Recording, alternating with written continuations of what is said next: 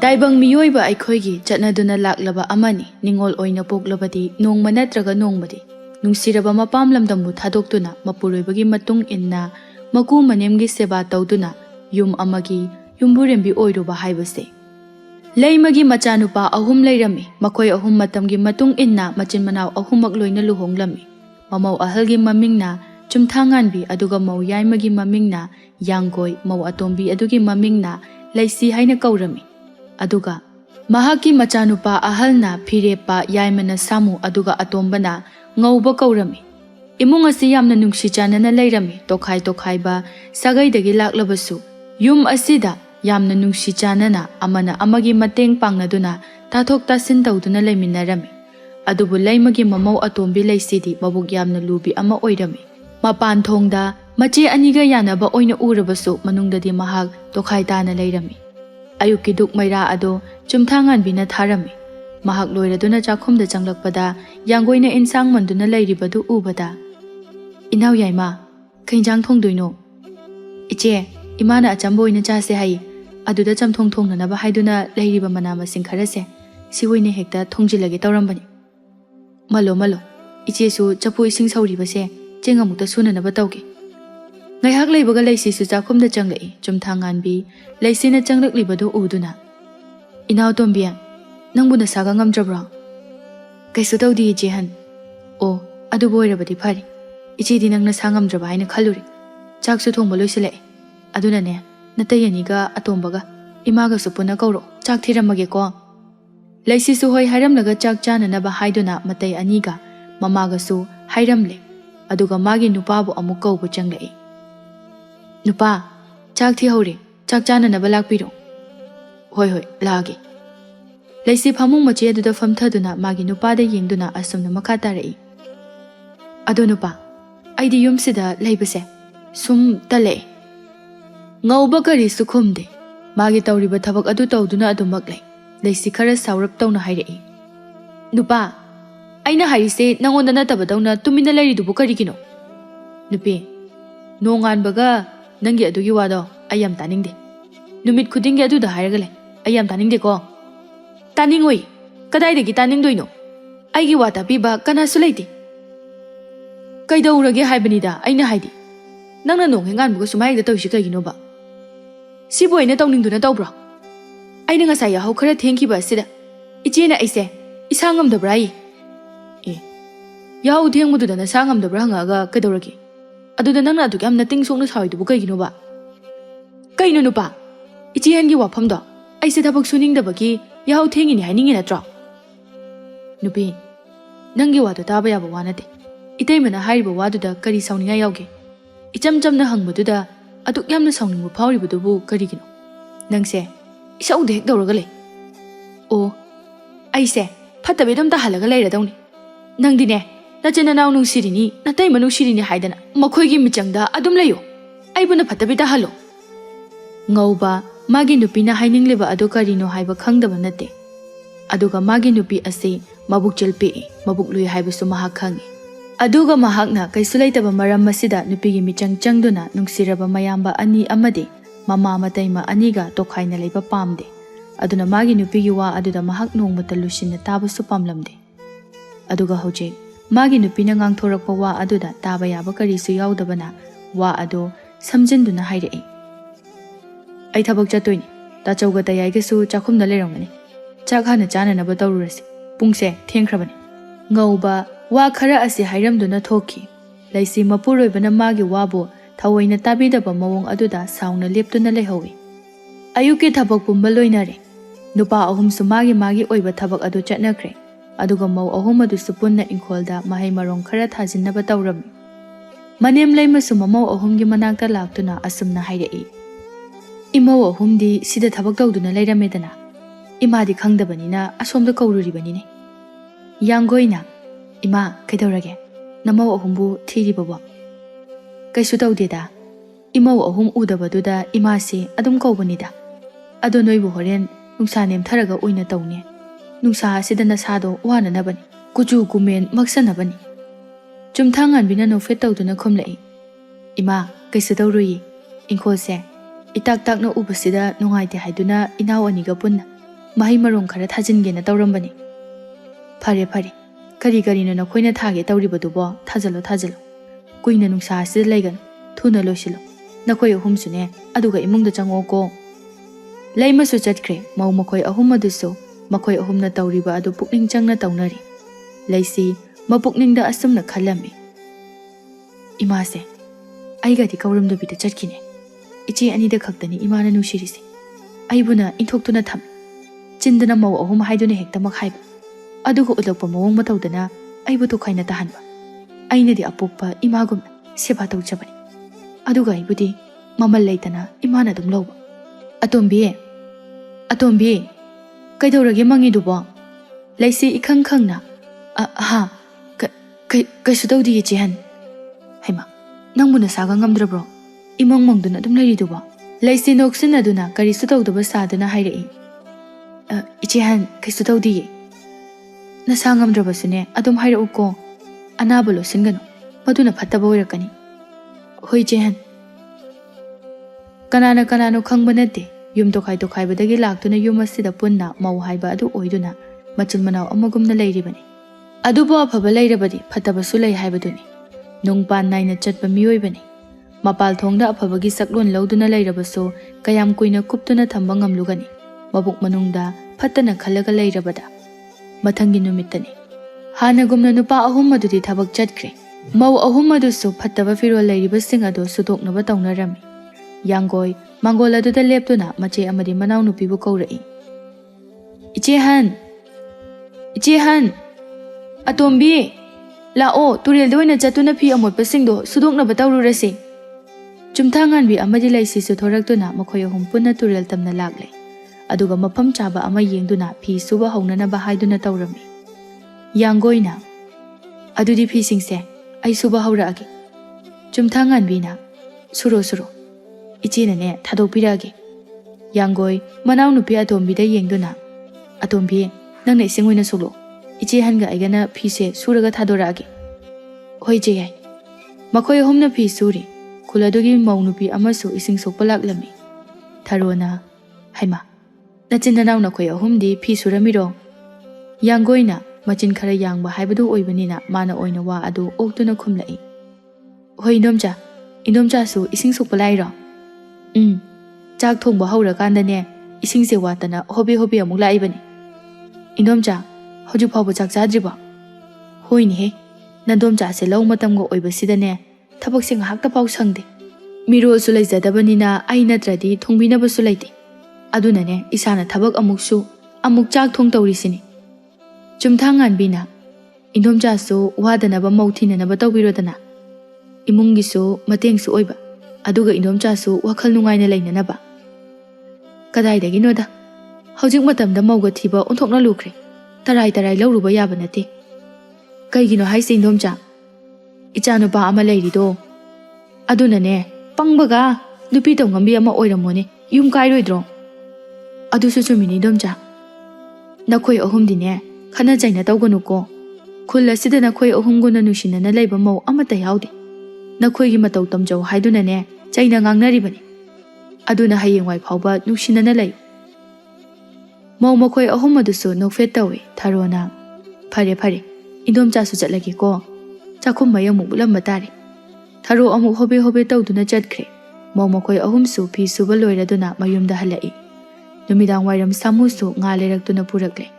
Mangolda famduna leiramba mamada onsenduna. Ima, ngasidi nga chase, kuire nga chakidaba. Laigase matu chome. Charaga loiredana. Ima su nga chaningduna leiramlibani. Samu magi nupida onsenduna. Nupi, nga se pusilo he, hauna thongo. Nangna thonga di chaba yare. Itai mara inaura ma thongalo. Aina thongaga charakpa ngakta natro laisari ngaida. Adudadi hawi haidana chadaine. Haujikta haudiga su hairi. Aduna lawdringi yuwanidana. Haujikti lawrabanina haudre. Nupa, nangi seibu karimnariba haibadora. Karimna jade ko aidi achumba wado haijaba khaktani. Ase hairamlaga samudu noktuna changki. Laima chumthangan bi amadi laisi noktuna makhogi mataw adubu yengle. Yanggoidi prok chaktuna magi nupana changkibadu yengduna leihawi. Chumthangan bina Yarise, inaw yaima, samuna pagi tawzarini. Laimana, imose namdan hek sawali, masigi yaimasina. Ima, magide singagtani. Aingonda adum lakna boy karimna boy tawduna adum lainiba. Hoise, changnaro. Numidang oisalakle. Nakhoi na thawdo tawzaruru. Ado ije, ngase ichenara inaw tombinara ama thong. Ainaga thong. Masinu pase khatnaba yam hawi. Chumthangan bina. Atombi nangoina thongagero. Inaw na thongbana hena hai nga thongbadi. Hoi jehan. Numidangi chak loiraduna makhoi punna ikoi-koina phamduna chak charami. Phirepana. Onthokna hawkrida ngasigi nga thongbasidi. Kanana thongino? Thumurok chapchai. Chumthangan bina. Inaw atombina thonglini. Inaw atombise nga thongba yam haibani. O, aidi thabu thazadine asumna thongba hairamgani haibadi. Laisi karisu khumde momon tamangnoi. Ngaubana. Adubudi tajau. Nanaw nupane haibada aise pangrup nupamoida. Hoida, inaw di nupi khanba yam hai. Adubudi tajau su haida. Itay mamabuk phabi ama laura isidi. Makhoido punna harau chaminaduna numit adumasu haukre. Adubu laisidi nongmagi phattaba asum helaklami. Mapan thongda lauriba mahaki saklona sigi manungda lairiba phattaba wakhalonadu asum phudorakpagum tawraklami. Numidangi matamda magi kada tumba loina changnakraba matangni. Ngaubusu thabak wana surubagi masa adu choktharaduna tumnanaba tawri.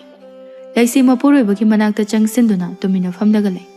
Mataw adu khangladuna ngaubana. Kari hainingi nupi. Karigino amuk suthaduna layriduba. Aise, nupa, nangonda wafam khara sum hainingi. Adubu kari wano, koithokduna laydrasu adum hayo kaidawrage. Nupa, aikhoi ma ohumse, khara layrabadi soidana icha yaurani. Icha yauraklabadi, hawjik layriba sumna sum layo haibadi yarakloido. Nupi, kaino nang hainingi se. Nang na hainingbudo, mayek sengna hairo. Atay natida, ay na hainingi se. Aikhoi ohumgi oiba chakhom ohum thuase. Aduga imana hinglingai asida. Aikhoi gi oiba maphamda khangnaraga. Maduda oina yum saduna laibana phagadaba mali. Nangi wado oiba yaroidaba wani. Maduda kok thadaduna laigadabagi saru tumnanaba tawrasi. Ai isase yam ware. Nupa, tumbaga yakiroi. Aina haise phaginate. Aduga wafamase oidaba su yaroi. Nangsi onthokna nungai khidreda nupi. Aise wana thabak sururaga halaklibani. Nangna su yam gyan tadrisi kaigino. Nangna ngangthorakliba wa adubu nasana karino khanthajarabo. Nang aina ne sumluna thambasida nawanglakano. Ingkhol yenaba kaina. Nachinduna panba saribadubu nasana thantana nangbu ikaijadabra. Asuk nungsinana layriba imung asigi maribu nangna thadage khalibadubu karigino. Nabuk jelpikpuda tawrakano. Chaina tanane atopa kaisu maduda kanaba phangoi. Ngauba maha khangdaba nate magi nupigi mawong mataw loina khangi. Khara usinada khara tasinada tawduna mahakna laithokpani. Aduga wafam asida mahakta sengna yaningde. Marau thangbi pukchel longbi nupini magi nupidi. Mahak khanglabaso mimang thokna khatna chaina pamdabana mahak sauningba kaya fathajaduna lakpani. Nupa, aidi harisini. Imada haudokpiyo. Khara thuna. Natrabadi hawjik nungsinana layriba imung ase soidana khatna chainaba yawrakani. Khana jainaba yaudringaida nungsinana tokhaina leibana phani. Ngauba sauna. Karigi khana jainaba no ha. Nangna yumase palo. Aduk yamna nabuk chil piklidubu karigino. Nungsinana leibada kayamuk yam kaibagi. Yumse. Pabana macha ahumgidamak sabiramba yumpham. Masi thadoktuna ta chautayai amadi aina kaidongdu chaloi. Makhoi anina astumna hauna ngangnarakpa asida yum aduda layriba mi loina tarami. Yangoina tayai atombiga ngaubaga se khatnari male. Kari muk tongnari janone. Numidang sida hauna ngangnarakisiba. Amukta khamtokludradi soidana khut yaungnarakpa tari. Hai, nathanda jakano itaimaga chalo. Ado ngahak ngaiko phakibra yengkisi. Somda chumthangan biso mapuroibada khatnariba si khamluge hairami. Moita chaw ngaubana atombi se phubiramba tari. Ngalingai sida khamhaudradi yaroi. Makoi anina asumna hainaringai mama laimana thoraktuna machanupa atombagi kaagi mamangda leptuna kaurai. Hai, atomba, kaidawrageni na khoibo thongsi amta hangu. Ima, kaidawa yaurage. Kaidawa yam hogolaino adum potharaga leibi yadro. Nate, ꯀꯔꯤꯒꯤꯅꯣ ꯅꯨꯃꯤꯗꯥꯡꯁꯤꯗ ꯑꯗꯨꯛ ꯍꯧꯅ ꯋꯥ ꯉꯥꯡꯅꯔꯤꯕꯗꯨꯕꯣ? ꯍꯧꯖꯤꯛꯁꯦ ꯅꯨꯃꯤꯗꯥꯡꯅꯤ. ꯃꯤꯅ ꯇꯥꯈ꯭ꯔꯒ ꯌꯥꯝꯅ ꯐꯖꯗꯦ. ꯇꯨꯝꯅꯅꯕ ꯇꯧ. ꯂꯩꯁꯤ ꯊꯣꯔꯛꯇꯨꯅ, ꯏꯃꯥ, ꯅꯆꯥꯅꯨꯄꯥ ꯑꯇꯣꯝꯕ ꯑꯄꯪꯕꯁꯦ ꯁꯤꯅꯗꯤ ꯑꯣꯏꯔꯔꯣꯏ. ꯑꯩꯅ ꯍꯥꯏꯗꯤ ꯌꯨꯝꯁꯤꯗ ꯅꯨꯡꯁꯤꯅꯅ ꯂꯩꯔꯤꯕ ꯏꯆꯦꯍꯟꯒ ꯏꯆꯦꯌꯥꯏ ꯑꯃꯗꯤ ꯏꯇꯩꯒ ꯏꯃꯥꯒꯁꯨ ꯂꯣꯏꯅ ꯅꯨꯡꯁꯤꯗꯦ ꯍꯥꯏꯕ ꯅꯠꯇꯦ. ꯌꯨꯝ ꯑꯃ ꯄꯥꯜꯂꯕꯗꯤ ꯃꯐꯝ ꯆꯥꯅ ꯂꯩꯅꯕꯗꯨꯅ ꯐꯔꯣꯏꯗ꯭ꯔꯣ? ꯑꯗꯨ ꯍꯥꯏꯔꯨꯕꯒꯤ ꯑꯩꯕꯨ ꯐꯠꯇꯕ ꯃꯧ ꯍꯦꯛꯇ ꯇꯥꯍꯜꯂꯤ. ꯂꯩꯃ ꯒ꯭ꯌꯥꯟ ꯇꯥꯏ ꯍꯥꯏꯔꯛꯂꯤꯕ ꯈꯣꯟꯊꯣꯛ ꯑꯗꯨꯅꯁꯨ ꯍꯦꯟꯅ ꯃꯌꯦꯛ ꯁꯦꯡꯅ ꯈꯪꯂꯦ. ꯋꯥꯈꯜ ꯂꯩꯕꯤ ꯂꯩꯃꯅꯤ. ꯑꯗꯨꯅ ꯋꯥꯐꯝ ꯑꯗꯨ ꯍꯧꯖꯤꯛ ꯃꯇꯥꯡ ꯆꯥꯗꯦ ꯈꯟꯕꯅ ꯊꯦꯝꯖꯤꯜꯂꯛꯏ. ꯃꯧ ꯑꯇꯣꯝꯕꯤ, ꯉꯁꯤꯒꯤꯗꯤ ꯄꯣꯊꯥꯖꯔꯨꯔꯣ. ꯄꯨꯡꯁꯤꯁꯨ ꯊꯦꯡꯈ꯭ꯔꯦ. ꯃꯤꯒꯤ ꯃꯃꯥꯡꯗ ꯂꯥꯎꯅ ꯈꯣꯡꯅꯕꯗꯣ ꯑꯃꯨꯛ ꯍꯟꯅ ꯇꯧꯒꯅꯨ. ꯏꯀꯥꯏꯀꯣ. ꯋꯥ ꯑꯃ ꯍꯥꯏꯅꯤꯡꯂꯕꯁꯨ ꯆꯨꯝꯅ ꯇꯞꯅ ꯍꯥꯏꯅꯧ. ꯃꯇꯨꯡ ꯇꯥꯕꯗ ꯑꯃꯨꯛ ꯍꯟꯅ ꯈꯠꯅꯒꯅꯨ. ꯂꯩꯁꯤ ꯐꯠ ꯍꯥꯏꯗꯨꯅ ꯆꯪꯈꯤ. ꯆꯨꯝꯊꯥꯡꯉꯥꯟꯕꯤ ꯑꯃꯗꯤ ꯌꯥꯡꯒꯣꯏꯁꯨ ꯃꯈꯣꯏꯅ ꯉꯥꯡꯅ ꯁꯛꯅꯔꯤꯕ ꯄꯨꯝꯕ ꯒ꯭ꯌꯥꯟ ꯇꯥꯏ. ꯉꯧꯕꯒꯤ ꯃꯅꯥꯛꯇ ꯆꯪꯁꯤꯟꯗꯨꯅ, ꯑꯇꯣꯝꯕ, ꯇꯨꯝꯅꯅꯕ ꯇꯧꯔꯣ. ꯏꯃꯥꯁꯨ ꯇꯨꯝꯍꯟꯅꯕ ꯇꯧꯔꯁꯤ. ꯃꯁꯥ ꯁꯣꯟꯕꯅꯤꯅꯅꯦ, ꯑꯍꯤꯡ ꯃꯇꯝ ꯅꯥꯏꯅ ꯇꯨꯝꯍꯟꯁꯤ. ꯈꯠꯅ ꯆꯩꯅ ꯇꯧꯔꯅꯨꯀꯣ. ꯌꯥꯡꯒꯣꯏꯅ, ꯑꯃꯨꯛ ꯆꯩꯕꯤꯔꯨꯔꯅꯨꯀꯣ ꯑꯇꯣꯝꯕ, ꯐꯖꯅ ꯄꯣꯊꯥꯔꯨꯔꯣ. ꯃꯊꯪꯒꯤ ꯅꯨꯃꯤꯠꯇꯅꯤ. ꯃꯥꯡꯒꯣꯜꯒꯤ ꯗꯥꯔꯤ ꯑꯗꯨꯗ ꯐꯝꯗꯨꯅ ꯂꯩꯃ ꯋꯥꯈꯜ ꯑꯃ ꯈꯟꯗꯨꯅ ꯂꯩꯔꯝꯃꯤ. ꯃꯧ ꯑꯇꯣꯝꯕꯤ ꯑꯁꯦ ꯇꯣꯉꯥꯟꯅ ꯆꯥꯅꯤꯡꯕ ꯃꯥꯜꯂꯤ. ꯃꯗꯨꯒꯤꯁꯨ ꯃꯊꯛꯇ ꯃꯍꯥꯛꯀꯤ ꯋꯥꯐꯝ ꯑꯗꯨꯗ ꯀꯣꯆꯤ ꯑꯃ ꯏꯌꯥꯎ ꯌꯥꯎꯕꯒꯨꯝꯅꯁꯨ ꯇꯧꯏ. ꯑꯩꯕꯨ ꯑꯩꯅ ꯉꯝꯂꯤꯉꯩ ꯑꯁꯤꯗ ꯃꯈꯣꯏꯒꯤ ꯑꯣꯏꯕ ꯃꯐꯝ ꯆꯥꯅ ꯌꯦꯟꯊꯣꯛꯅꯕꯅ ꯐꯒꯗꯧꯔꯤꯕ꯭ꯔꯥ? ꯑꯩꯅ ꯑꯣꯟꯊꯣꯛꯅ ꯄꯥꯝꯖꯈꯤꯗ꯭ꯔꯕꯁꯦ ꯅꯝꯗꯨꯅ ꯇꯧꯒꯗꯧꯔꯤꯕ꯭ꯔꯥꯅꯦ? ꯅꯨꯡꯁꯤꯅꯅ ꯄꯨꯟꯅ ꯂꯩꯃꯤꯟꯅꯕ ꯌꯥꯕ ꯑꯁꯤꯗ ꯑꯣꯟꯊꯣꯛꯅꯁꯨ ꯋꯥꯈꯜ ꯊꯦꯟꯈ꯭ꯔꯦꯗꯀꯣ. ꯅꯍꯥꯟ ꯃꯈꯩ ꯃꯍꯥꯛꯀꯤ ꯃꯇꯧ ꯑꯁꯤꯗꯤ ꯇꯧꯁꯤꯟꯅꯕ ꯑꯣꯏꯔꯝꯂꯦꯗꯅ. ꯏꯃꯧ ꯏꯕꯦꯝꯃ, ꯀꯔꯤꯒꯤ ꯅꯕꯨꯛ ꯂꯨꯅ ꯆꯠꯂꯤꯕꯅꯣ? ꯑꯃꯅ ꯑꯃ ꯇꯥꯊꯣꯛ ꯇꯥꯁꯤꯟ ꯇꯧꯅ ꯄꯨꯟꯅ ꯍꯤꯡꯃꯤꯟꯅꯕ ꯄꯥꯝꯃꯤꯅꯦ ꯏꯃꯥꯗꯤ. ꯂꯩꯃ ꯋꯥꯈꯜ ꯑꯁꯤꯗ ꯇꯥꯎꯗꯨꯅ ꯂꯩꯔꯤꯉꯩ ꯃꯆꯥꯅꯨꯄꯥ ꯑꯍꯨꯝꯃꯛ ꯊꯕꯛ ꯆꯠꯅꯅꯕꯅꯤ ꯍꯥꯏꯗꯨꯅ ꯊꯣꯔꯛꯂꯤꯕ ꯑꯗꯨ ꯃꯍꯥꯛ ꯎꯔꯨꯗ꯭ꯔꯤ. ꯉꯧꯕꯅ, ꯏꯃꯥ. ꯂꯩꯃ ꯃꯆꯥꯅꯨꯄꯥꯅ ꯃꯁꯥ ꯅꯣꯝꯗꯨꯅ ꯀꯧꯔꯛꯄ ꯑꯗꯨꯗ, ꯑꯇꯣꯝꯕ, ꯀꯩꯗꯧꯔꯒꯦ ꯏꯃꯥ ꯃꯪꯂꯤꯗꯨꯕꯣ? ꯏꯃꯥꯁꯦ ꯋꯥꯈꯜ ꯑꯃ ꯁꯨꯝ ꯈꯜꯂꯤꯕꯅꯤ. ꯑꯗꯣ ꯅꯈꯣꯏ ꯑꯍꯨꯝꯕꯨ ꯊꯕꯛ ꯆꯠꯀꯦꯅ ꯊꯣꯔꯛꯑꯕꯣ? ꯂꯝꯕꯤꯁꯨ ꯄꯨꯟꯕꯗꯨꯗ ꯏꯆꯤꯜ ꯏꯅꯥꯎ ꯑꯩꯈꯣꯏ ꯑꯍꯨꯝꯁꯨ ꯄꯨꯟꯅ ꯆꯠꯂꯁꯦꯅ ꯊꯣꯔꯛꯏꯅꯦ. ꯑꯗꯣ ꯏꯃꯥꯁꯦ ꯅꯈꯣꯏ ꯑꯍꯨꯝꯒ ꯋꯥꯔꯤ ꯈꯔ ꯁꯥꯟꯅꯕ ꯄꯥꯝꯃꯤ. ꯀꯩ ꯋꯥꯅꯣ ꯏꯃꯥ, ꯍꯦꯛꯇ ꯍꯥꯏꯌꯣ. ꯌꯦꯡꯉꯣ ꯏꯆꯥ ꯁꯥ, ꯏꯃꯥꯗꯤ ꯅꯣꯡꯃꯒꯤ ꯑꯁꯨꯝ ꯑꯍꯜ ꯑꯣꯏꯁꯤꯜꯂꯛꯂꯦꯗꯣ. ꯍꯌꯦꯡꯋꯥꯏ ꯏꯆꯥ ꯑꯍꯨꯝꯅ ꯒ꯭ꯌꯥꯟ ꯇꯥꯅ ꯇꯪꯗꯨ ꯂꯩꯇꯥꯅ ꯂꯩꯕꯗꯣ ꯏꯃꯥꯅ ꯌꯦꯡꯕ ꯄꯥꯝꯃꯤ. ꯀꯩꯅꯣ ꯏꯃꯥ, ꯀꯔꯤꯒꯤꯗꯃꯛ ꯏꯆꯤꯜ ꯏꯅꯥꯎ ꯇꯣꯈꯥꯏꯅ ꯂꯩꯒꯗꯧꯔꯤꯕꯅꯣ? ꯃꯗꯨꯒꯤ ꯋꯥꯐꯝ ꯑꯗꯣ ꯅꯆꯥ ꯑꯩꯈꯣꯏꯗ ꯑꯃꯨꯛ ꯍꯟꯅ ꯄꯟꯕꯤꯒꯅꯨ. ꯁꯥꯃꯨꯅ, ꯍꯥꯏꯁꯨ ꯍꯥꯏꯕꯅꯤ ꯏꯃꯥ. ꯑꯁꯨꯛ ꯅꯨꯡꯁꯤꯅꯅ ꯂꯩꯔꯤꯕ ꯏꯆꯤꯜ ꯏꯅꯥꯎ ꯏꯃꯨꯡ ꯑꯁꯤꯕꯨ ꯀꯔꯤꯒꯤ ꯇꯣꯉꯥꯟꯅ ꯑꯃꯨꯛ ꯇꯣꯈꯥꯏꯅ ꯂꯩꯅꯒꯗꯧꯔꯤꯕꯅꯣ? ꯉꯧꯕ ꯃꯃꯥꯅ ꯍꯥꯏꯗꯣꯔꯛꯂꯤꯕ ꯋꯥꯐꯝ ꯑꯗꯨ ꯒ꯭ꯌꯥꯟ ꯇꯥꯏ. ꯃꯥꯒꯤ ꯅꯨꯄꯤꯅ ꯉꯔꯥꯡ ꯇꯧꯈꯤꯕ ꯏꯁꯧ ꯑꯗꯨꯅ ꯃꯔꯝ ꯑꯣꯏꯗꯨꯅ ꯉꯁꯤ ꯃꯃꯥꯅ ꯑꯁꯨꯝꯅ ꯍꯥꯏꯔꯛꯂꯤꯕꯅꯤ ꯍꯥꯏꯕ. ꯉꯧꯕꯅ, ꯏꯃꯥ, ꯇꯥꯆꯧ ꯇꯌꯥꯏ ꯑꯩꯈꯣꯏ ꯄꯨꯟꯅ ꯑꯗꯨꯝ ꯑꯩꯈꯣꯏ ꯑꯍꯨꯝ ꯄꯨꯟꯅ ꯂꯩꯃꯤꯟꯅꯖꯒꯦ. ꯍꯌꯦꯡꯋꯥꯏ ꯏꯆꯥ ꯌꯥꯎꯔꯛꯂꯕꯁꯨ ꯑꯗꯨꯝ ꯅꯨꯡꯁꯤꯅꯅ ꯂꯩꯕ ꯄꯥꯝꯃꯤ. ꯏꯆꯤꯜ ꯏꯅꯥꯎ ꯑꯍꯨꯝꯈꯛ ꯂꯩꯖꯕ ꯑꯁꯤꯗ ꯑꯃꯨꯛ ꯇꯣꯉꯥꯟꯅ ꯂꯩꯅꯕꯗꯣ ꯄꯥꯝꯗꯦ. ꯏꯄꯥꯅ ꯊꯝꯕꯤꯔꯕ ꯃꯆꯥ ꯑꯍꯨꯝꯒꯤꯗꯃꯛꯇ ꯁꯥꯕꯤꯔꯝꯕ ꯌꯨꯝꯐꯝ ꯑꯁꯤꯗ ꯑꯗꯨꯃꯛ ꯄꯨꯟꯅ ꯂꯩꯁꯦ. ꯅꯨꯡꯁꯤꯅꯅꯕ ꯂꯩꯔꯕꯗꯤ ꯈꯠꯅꯅꯕ ꯃꯔꯝ ꯀꯩꯁꯨ ꯂꯩꯔꯣꯏ. ꯄꯨꯟꯅ ꯂꯩꯔꯕꯗꯤ ꯑꯃꯅ ꯑꯃ ꯈꯪꯅ ꯂꯩꯃꯤꯟꯅꯕꯗꯣ ꯅꯆꯥꯅ ꯄꯥꯝꯃꯤ ꯏꯃꯥ. ꯂꯩꯃ ꯃꯆꯥꯅꯨꯄꯥ ꯑꯍꯨꯝꯒꯤ ꯃꯇꯧ ꯑꯗꯨꯗ ꯃꯊꯃꯣꯏ ꯄꯦꯟꯖꯩ. ꯇꯞꯅ ꯑꯁꯨꯝꯅ ꯍꯥꯏꯔꯛꯏ. ꯐꯔꯦ. ꯏꯆꯥ ꯑꯍꯨꯝꯁꯨ ꯊꯕꯛ ꯆꯠꯀꯅꯤ ꯍꯥꯏꯕꯅꯤꯅꯅꯦ, ꯅꯤꯡꯊꯤꯅ ꯆꯠꯊꯣꯛꯂꯨꯔꯣ. ꯃꯇꯝ ꯃꯥꯒꯤ ꯈꯣꯡꯖꯦꯜꯗ ꯂꯦꯞꯄ ꯂꯩꯇ ꯆꯠꯄꯅ ꯊꯕꯨꯡ ꯈꯔꯗꯤ ꯍꯧꯖꯤꯟꯈ꯭ꯔꯦ. ꯍꯥꯏꯅꯔꯤꯕꯅꯤ, ꯃꯇꯝꯒꯤ ꯃꯇꯨꯡ ꯏꯟꯅ ꯂꯣꯏꯅ ꯑꯍꯣꯡꯕ ꯅꯥꯏ. ꯑꯗꯨꯕꯨ ꯐꯠꯇ꯭ꯔꯕ ꯑꯩ ꯍꯥꯏꯕ ꯑꯁꯤ, ꯃꯁꯤꯒꯤ ꯋꯥꯈꯜꯂꯣꯟ ꯑꯁꯤꯗꯤ ꯏꯁꯥꯅ ꯍꯣꯡꯂꯒꯦ. ꯃꯁꯤ ꯐꯠꯇꯦ ꯍꯥꯏꯅ ꯈꯪꯗ꯭ꯔꯤꯕ ꯐꯥꯎꯕꯗꯤ ꯑꯗꯨꯃꯛ ꯂꯣꯏꯅꯗꯨꯅ ꯆꯠꯂꯤ. ꯑꯐꯕꯕꯨꯅ ꯇꯨꯡꯑꯣꯏꯅꯔꯝꯗꯨꯅ ꯐꯠꯇꯕꯅ ꯃꯥꯡꯊꯥ. ꯑꯩꯅ ꯇꯧꯕꯅ ꯆꯨꯝꯂꯦ, ꯑꯩ ꯃꯉꯥꯏꯔꯦ ꯈꯟꯖꯕ ꯃꯤꯑꯣꯏ. ꯄꯨꯛꯆꯦꯜ ꯁꯦꯡꯗꯕ, ꯃꯔꯧ ꯊꯥꯡꯕ, ꯋꯥꯈꯜ ꯂꯦꯞꯇꯕ, ꯑꯐꯕ ꯀꯔꯤꯅꯣ ꯈꯪꯅ ꯐꯠꯇꯕꯅ ꯍꯦꯟꯅ ꯄꯨꯛꯅꯤꯡ ꯂꯨꯞꯁꯤꯟꯗꯨꯅ ꯆꯠꯄꯅ ꯉꯁꯤꯁꯨ ꯂꯩꯁꯤꯒꯤ ꯑꯍꯣꯡꯕ ꯀꯔꯤꯁꯨ ꯂꯩꯇꯦ. ꯅꯣꯡꯃꯒꯤ ꯑꯁꯨꯝ ꯐꯠꯇꯕ ꯍꯦꯜꯂꯛꯏ. ꯍꯥꯟꯅ ꯇꯧꯔꯝꯗꯕ ꯃꯑꯣꯡ ꯀꯌꯥ ꯇꯧꯕ ꯍꯧꯔꯛꯂꯝꯃꯤ. ꯆꯥꯛꯈꯨꯝꯗꯅꯤ ꯂꯩꯁꯤ ꯏꯁꯧ ꯂꯥꯡꯗꯨꯅ ꯆꯥꯛ ꯑꯗꯨ ꯊꯣꯡꯂꯝꯃꯤ. ꯉꯝꯗ꯭ꯔꯦ, ꯑꯩꯁꯦ ꯑꯁꯨꯝꯅ ꯍꯥꯟꯅ ꯇꯧꯔꯝꯗꯕꯅꯤ. ꯑꯩꯒꯤ ꯃꯇꯦꯡ ꯄꯥꯡꯅꯕ ꯀꯅꯥꯁꯨ ꯂꯩꯇꯦ. ꯃꯈꯣꯏꯒꯤꯗꯗꯤ ꯑꯩꯅ ꯑꯄꯪꯕꯅꯤꯅ ꯆꯪꯁꯤꯟꯗꯨꯅ ꯃꯇꯦꯡ ꯄꯥꯡꯂꯣꯏ. ꯑꯗꯨꯒ ꯍꯧꯖꯤꯛꯅ ꯑꯇꯗꯥꯏ ꯇꯥꯗꯨꯅ ꯂꯩꯔꯦ ꯑꯩꯗꯤ. ꯆꯥꯛ ꯑꯁꯤ ꯃꯍꯥꯛꯈꯛ ꯊꯣꯡꯕꯒꯤꯅꯤ ꯂꯩꯁꯤ ꯃꯥꯅ ꯏꯁꯧ ꯀꯟꯅ ꯇꯧꯔꯤꯕꯁꯦ. ꯍꯥꯟꯅ mahak imunggi thabak amata yaudre haibasi phau yaribani leithok leithoktuna adumak hek leiribani karigumba thabak ama tawrabasu isauda langduna adum tawrami chumthangan bi changlaktuna atombi iche thongbirage se nang waramani ngayak potha zaruru iche han yarni da ai adum loisilage yaradrani nangbo phare phare adudi iche ne mau yai mana ikhol ising chairibase ngahak mateng pangbiruge nangsune chak to thongba loisilo mache han thoki baga laisi machinda murum murum sole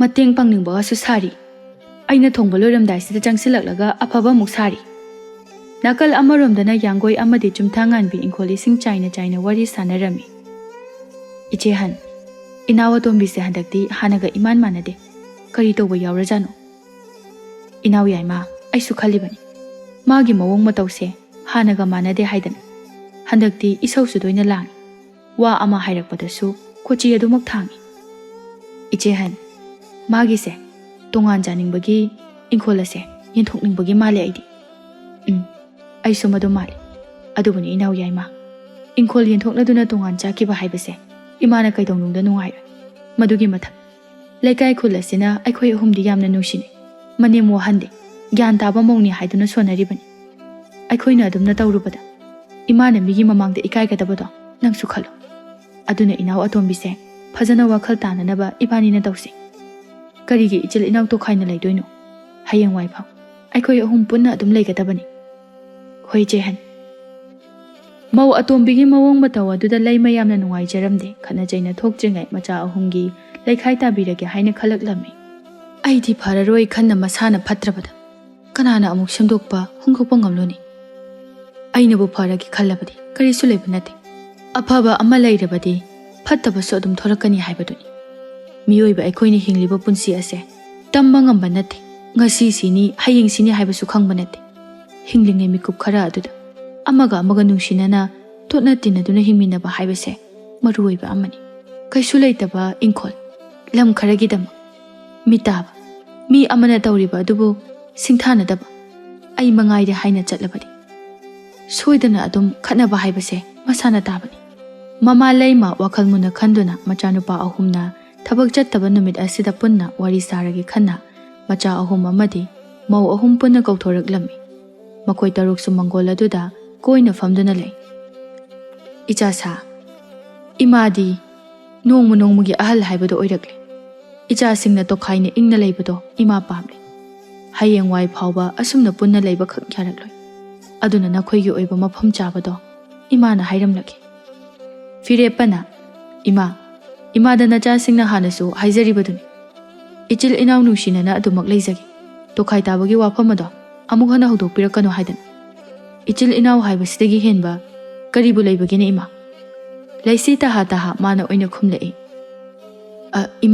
imana hoji hakiba wafam maduna phagadra khalina maudi ichi hanga ichi haigasu khara leirabadi soidana angang yaurani aduna aikhoi ahumna angang yauraklakandadi punna sumaina sum leibase kaya nungai gadaba mande ima harakliba waduda leimana momon noktuna tai wakhal leibini ingna adumak pakhom pirei ima watombi nangna hairibado yamna chumi phari imongna tokhai leiba pamlabanina ingkhol ase saruk ahum thokna imana yenbirage laisidi manemgi wa aduda mana ningliba ase thunglani khana harau jarami ngauba mamagi wa marak thatuna hairei ima kaino imana habiribadubo nacha aikhoi ahumdi tokhaina leiba ngamjaroi ima kya tomba mawotombina hairibase khanjalurabadi yamna chumi adunani imana lekhai tabirage haina khallibase ima nupigi walauduna yum kainaba thabak toba nacha pamjade aduga yum ase pikpagi damak tokhai leinarase habisu nate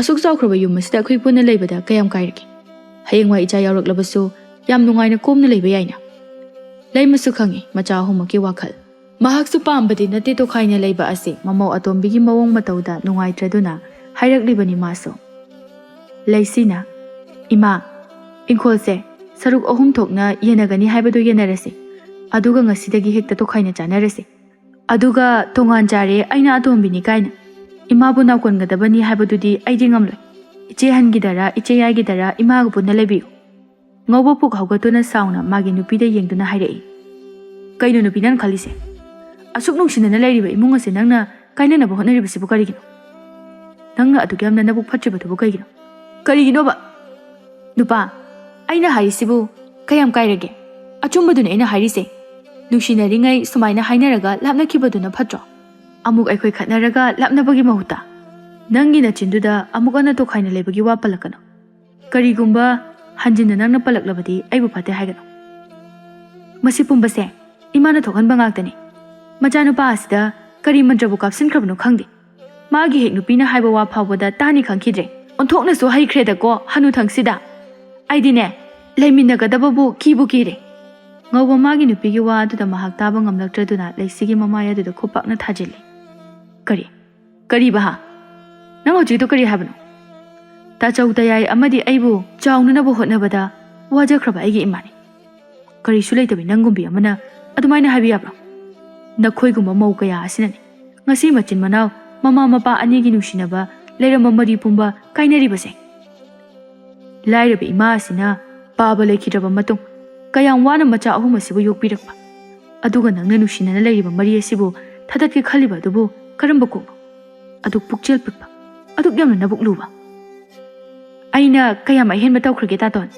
aina harido yum kaina banati yum asigi phana nabani machin asi dum khumine mase ngauba magi nupibu sumangda laktuna soro soro hekta chingthaki leiriba sing adunadi kham lakpaga nang hoba janate aduga sambaldagi chai ama satuna mathong khangda kansilaklami tato nai kaina daisibo aibu siro hairo tato nai haiba mau ahal amadi mau yai ma changsilaktuna athomba yarise karigino adumna nangna inaudo phuri dubo tapna ingna hainaraga loina yaba ngaktani itaima gyan tararo yauna tadraba mangoda karigi themagduna amu haina khidoino aina phanayam tapna hairabani adubu yade sauna hairi adusu yade adu oirabadi phubu natana kari pambai lege chumthang anbina adu boba phajana hainaraga loire hana khudekta yawganoba se tose yangoina manau nupi atombi adubu haugatpi phukibagi chaina aduna leisi masa pumba loina chik chik laurami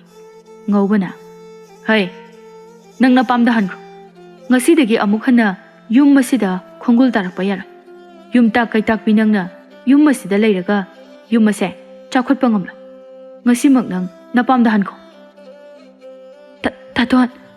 taton ai lanjare taton ai amuk hana phattaba wakhal khalarui aina soibani aina wakhal thenbi pukjel pikbi oirubana phattaba wakhal asina chumle khanduna khong thangjilure taton aida singna lale aibu ipamda hankro haibadu made haibigan yum asina aigi de sengma yum haibadu oikrabani nangi tawshinaba tatpat aduda aina thajagadaba nate thuna nangi napotna chayado yomduna puko asengmune taton ai amu ana tawjar ai yam lankre taton leisi manemgi manakta changsinduna ima da yam lankre wakhal thenbi nama waibu amukta dingak piyu ngasidagi ichi aniga punna nushina na lemina jaragi ai amu hana phattaba wakhal khanjare roi ima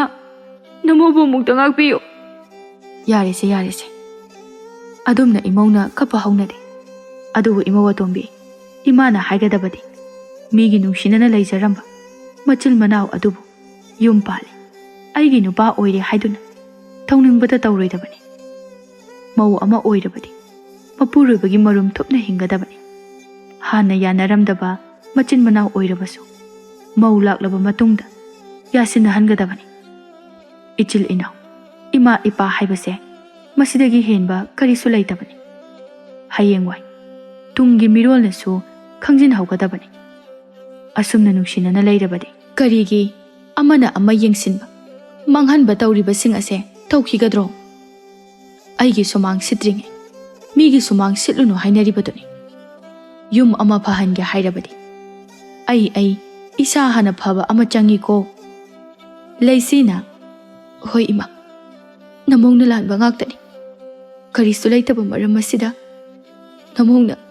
namongna kai hada phatchibanu ngasidagi dine imaw ahummak khatna jainaba yade ko nungsinana punna ꯑꯃꯅ ꯑꯃꯒꯤ ꯃꯇꯦꯡ ꯄꯥꯡꯗꯨꯅ ꯂꯩꯃꯤꯟꯅꯒꯗꯕꯅꯤ꯫ ꯃꯧ ꯑꯍꯨꯝ ꯑꯗꯨꯁꯨ ꯍꯣꯏ ꯍꯥꯏꯗꯨꯅ ꯃꯈꯣꯏ ꯄꯨꯟꯅ ꯅꯨꯡꯉꯥꯏꯕ ꯋꯥꯔꯤ ꯀꯌꯥ ꯑꯃ ꯅꯣꯛ ꯅꯣꯛꯇꯨꯅ ꯁꯥꯟꯅꯔꯝꯃꯤ꯫ ꯅꯨꯃꯤꯠ ꯑꯁꯤꯗꯒꯤ ꯄꯨꯛꯆꯦꯜ ꯄꯤꯛꯂꯝꯕ ꯑꯩ ꯈꯛꯀꯤ ꯈꯜꯂꯝꯕ ꯂꯩꯁꯤ ꯋꯥꯈꯜ ꯇꯥꯗꯨꯅ ꯃꯅꯦꯝ ꯃꯆꯦ ꯑꯅꯤ ꯑꯃꯗꯤ ꯃꯈꯣꯏ ꯄꯨꯟꯅ ꯌꯥꯝꯅ ꯅꯨꯡꯁꯤꯅꯅ ꯈꯠꯅ ꯆꯩꯅꯗꯅ ꯂꯩꯃꯤꯟꯅꯈꯤꯔꯝꯃꯤ꯫ ꯃꯈꯣꯏ ꯈꯨꯜꯒꯤ ꯃꯤꯌꯥꯝꯅꯁꯨ ꯃꯈꯣꯏ ꯃꯆꯤꯟ ꯃꯅꯥꯎꯒꯤ ꯅꯨꯡꯁꯤꯅꯕ ꯑꯗꯨ ꯎꯔꯒ ꯌꯥꯝꯅ ꯀꯂꯛꯅ ꯁꯣꯟꯅꯔꯝꯃꯤ꯫